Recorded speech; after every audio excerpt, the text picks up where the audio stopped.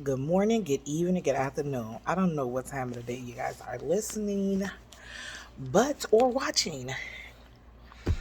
But I want to say, welcome to February. This is a new month. This is a new start. This is a new beginning. So whatever you didn't complete last month or started, continue to push towards your greatness. Anyway, my name is Kim. Yes, it's me. I cut my hair, guys, and I feel so great. I never knew how much toxic energy that you carry in your hair. And with this new journey that I'm trying to, go for myself, not for others, right? I'm trying to move in a new way for me, man. I am really trying to be authentically me, and I'm trying to be exactly like true to myself. And I want to love me. So, what does that all entail? It entails me being me. I always wanted to do this. So, for me to do this, I feel awesome and I feel great. And yes, I just encourage you guys to do whatever your heart please because life is about satisfying you, not others.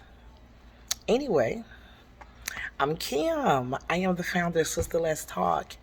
And I am coming today, guys, to just talk about a conversation that's pretty much a little bit hard to swallow, right? During this new year, we have all battled some things. And I come to know that a lot of people that I have been bumping into, and not only that, like, not I don't want to say mentoring, but a lot of people that I have been bumping into recently has been battling an addiction. And just that word addiction is something heavy, even to admit it. Even to admit that this is something that in this day and age that's still going on heavily, right? More and more in our youth. And we have came across some tragic tragic stories about young children's overdosing on the fentanyl, pure fentanyl. And that is really and just really, really heartbreaking when you hear a mom or a parent or even sister or brother tell the story of how their loved one passed from this. Um,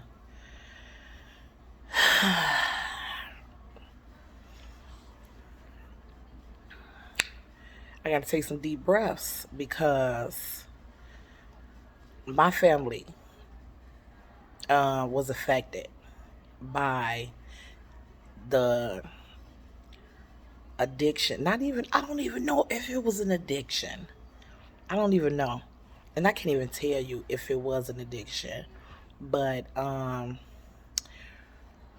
just last year, not last year, actually, it's been now a little bit over a year. This come February, right? A little bit over just a year. My kid's father passed away.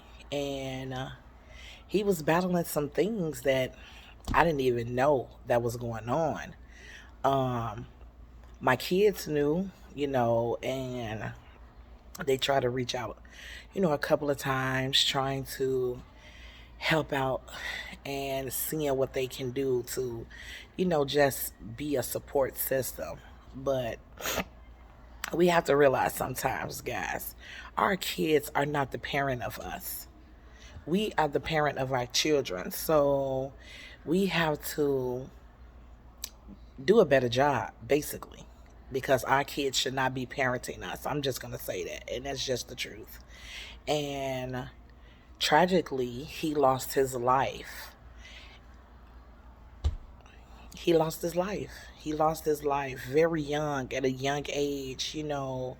40 is a young age, not to the little bitty kids, but to us, we know 40 is a young age, and for anybody to lose their life in their 40s, they haven't fully lived. And yeah, tragedy struck our family. Um, and it was because of drugs. So I come to say this, guys, that if you have a loved one that is struggling with any type of addiction, whether it's food, whether it's whether it's how some people have an addiction with eating stuff they shouldn't eat, whether it is narcotics, just any type of drug. Guys, just try to be a support system and try to talk to them about this, to seek help, because it's very important. This is not fun. It's not funny. It's not, I mean, it's man, it's the worst, right? And then it's crazy because when you do share stories of a loved one that has been introduced to drugs, right? And it alter people behaviors. Am I right or wrong? Yes, it does, right? And sometimes people cannot control some type of emotions, their behavior, their anger, things like that. And people think it's funny, like, let's make a joke out of this, and just really ignorant shit, instead of looking at the fact that something is wrong here, right? This is not how this person acts. This is not fun and games, because after that person has um decompressed off of those drugs, guess what? Sometimes they don't even have a memory of what just transpired, hours ago, days ago, or whatever the case may be. And then you want to bring it up, and then you want to show them how they was acting. You want to tell them how they was acting, instead of saying, hey, are you okay? Can we talk about this? Can I understand, like, what made you chose this route to go by? And what can I do to help you to get better? Those are questions. That's something that don't nobody ask. Family members, we don't ask that.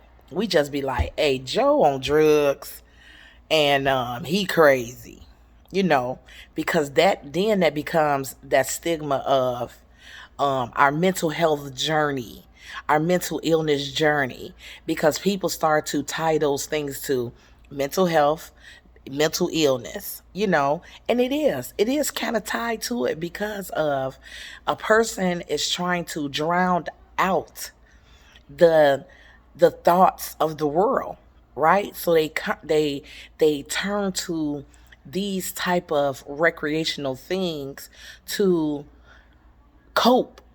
It's a coping mechanism. And these people turn to those type of things to, like, I don't want to think about this, so I'm a drink. I'm just gonna drink until I cannot drink anymore, right? So we have to be careful. We just have to be careful. We just really have to look after one another, especially now, because people are giving these people this stuff, y'all, and they know what they doing when they give it to them. And some people not waking up. Some people not coming back. The stuff is so potent that if somebody do survive, 9 times out of 10, their brain chemicals is fried. So they would never be the same. This joke, I mean, when I say this is a hard topic because this topic can go so many different type of kind of ways, right? But luckily, if someone is seeking help, we have recovery centers in our area that you can reach out to. We have ADOA groups that you can reach out to. I know out here where I'm from in Wisconsin, we have Salvation Army Recovery, we have Option, we have Casa Claire, we have um, what else? It's so many. It's so many. And I advise you, guess what? Because I don't know everything, I advise you to Google things, right? If whatever you want to know, whatever you want to get yourself into, whatever type of treatment, you can Google because guess what? Google is our source right now, right? That's our source to bring us closer to the things that we want to do. And if you want to roll to recovery, if that's something that you want to do, I advise you, no matter where you stay, to seek the help that you need. Man, I pray that you do. I pray that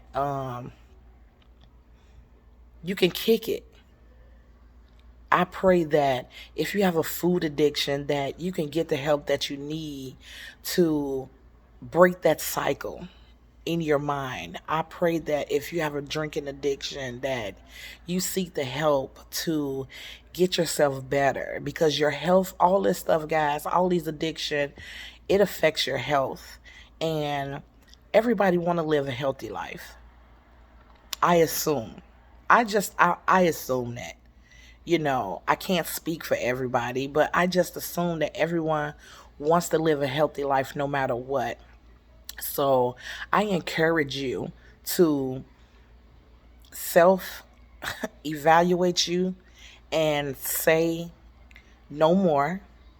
I'm going to get the help that I need and seek it. And maybe some family members are watching this and saying they are to a family of an addict, no matter what it is. I advise you just to be a strong support system for that person. I advise you not to put that person down or talk to them about their flaws so much. I advise you to really truly listen to see what's going on in that person's mind to see if you can actually help. This, once again, I'm going to say this is not for TV.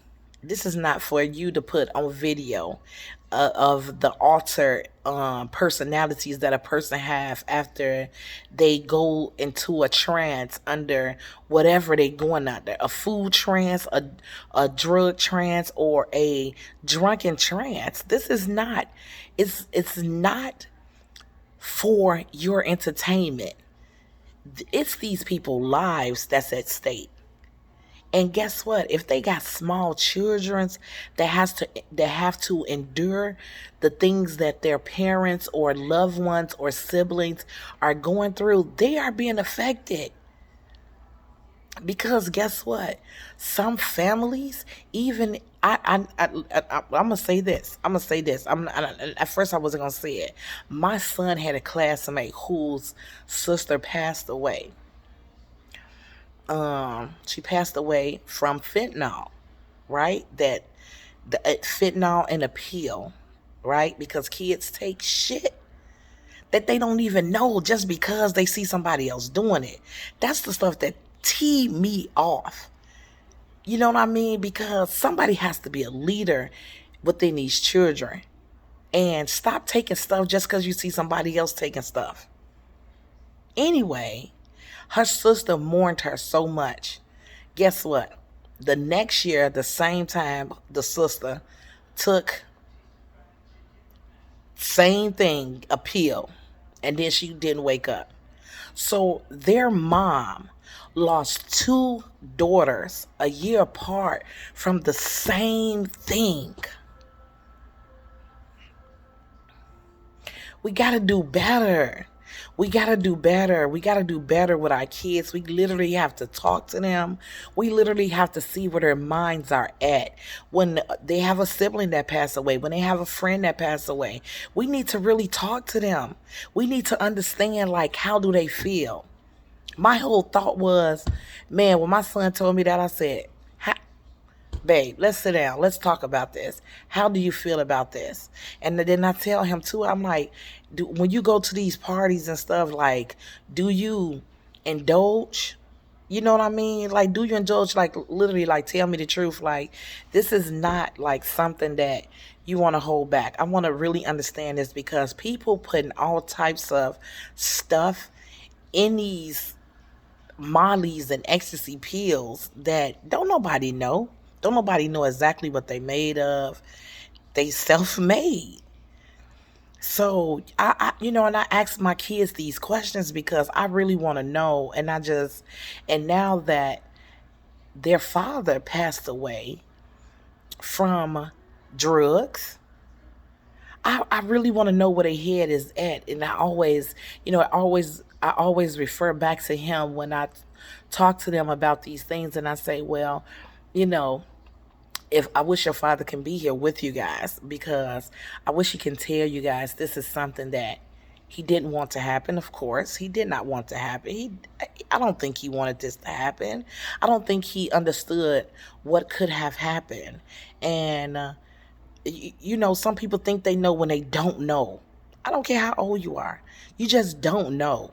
Especially when it's something that you wasn't doing in the first place. And then all of a sudden start to do these things and your mind start to spiral and you looking for that same exact feeling you felt when I guess when you first started. That's what people always say to me. Like, what made me start this was I'm chasing the same feeling I felt when I first did this. And it's hard to get back. So then encourage me to do it more and more and more and more until I can get that same feeling. And it never happens. So that's how the addiction starts. So when people get started on this, they really don't understand or know what is going on. And that's unfortunate. So when I talk to my sons, I always say, like, you have to think about your choices. You have to think about the choice that you make in this world. And, we already know what it can do because your father is no longer here, right? Your father is no longer here. He can't come back to say, "Oh, son, don't do this because this the effect that it had in my life." He can't come back to say that. So make sure when you out here, you are making the right choices for your life. Because guess what? Your life depends on it. But not only your life, my life too as your mom. I don't want to bury my kids at an early age. I literally want to go before them. It's not right when a child go before their parent. That's not right. That's not right. And some of the families that may see this and may have had this happen in their family, my heart goes out to you, and I'm so sorry. I'm so sorry. I cannot imagine the feeling that you're facing, or your emotions and everything that's tied to that. And my heart goes out to you, and I'm so sorry that this happened in your family. Truly, truly, truly. And I hope that I'm going to say this, and I have to say it because I lead by God. I'm led by God's words. I'm led by his will. I'm led by his spirit. And I cannot go on to tell you about a healing, my healing, once again, my healing. If I don't recognize and give him all the praise. And my heart goes out, and I'm praying for your strength. I'm praying that God wraps his arms around you. I'm praying that he can give you the peace that you need in the inside. And that's my prayer. And, and I'm unapologetic. I'm unapologetic. Well, I'm not gonna apologize for it, basically, because I start to get tongue tied in the midst of everything that I be talking about, and I cannot stand it because my mind be overloading my mouth, and I start to ramble, and I'm so sorry for it, but I just feel it, and I just really want to say that I'm sorry for your loss, and that I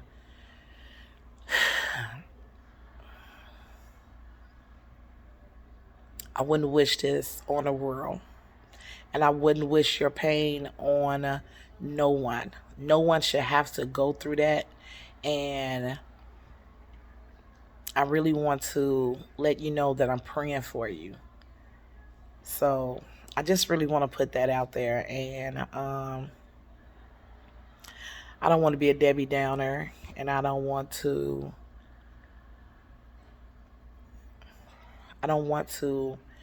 bring sorrow to this video podcast, because that wasn't what this was about. It was about just a simple topic of an addiction, and it affects us in all different type of kind of ways. Like I said, whether it's food, whether it's alcohol, whether it's drugs, whether it's a cleaning addiction, whether it's a um, pick and sort addiction, those addictions, whether it's eating aluminum foil or eating starch, it's everyone it everyone has seen it, right? We look at these crazy shows, and it says My Crazy Addiction Life. I don't know if anybody ever saw that. And it was crazy. I was watching a girl who was addicted to eating mattress filling, like literally opening up mattresses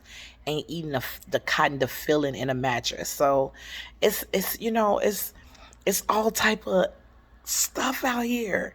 We can Y'all, this stuff goes a long way. That's what I said. I said this topic can be such a long topic, and it can be such a hard topic also, because some people has lost their lives to addiction.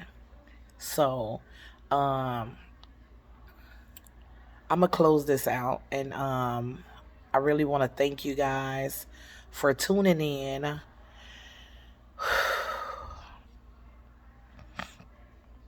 I want to say once again, this is a new month, guys. Let's be our better selves. Let's be a better person to someone else. Let's really take focus on somebody else's feelings. And even if you say, like, I don't care about nobody else's feelings, well, you should. Because you don't understand that through somebody else healing is yours. And it's important to heal. It's important to heal the inside out, and it's not about just putting on makeup, putting on lashes, throwing on some earrings, and, throwing on a nice, decent outfit. It's about taking care of our insides, and that's important. So, once again, I want to thank you guys for tuning in. I want to just encourage you to, like I said, be kind to your neighbor. It's fine. Be kind to them. You don't have to let them sit on your front row seats. You could put them in a balcony, but still be kind. It's important. It's important. Life I'm gonna sing it again. What the world needs now, love, sweet love. But we don't have to love nobody right in front of us. We can put them in a balcony and love them from a distance. So, welcome to February. Until we meet again, guys, I love you. Thank you guys for the support. I hope to have guests soon. This is a new year, and I want to do things really, really different. And right, and I'm loving my new haircut. It's a new me. Thank you guys. Talk to you later. Bye.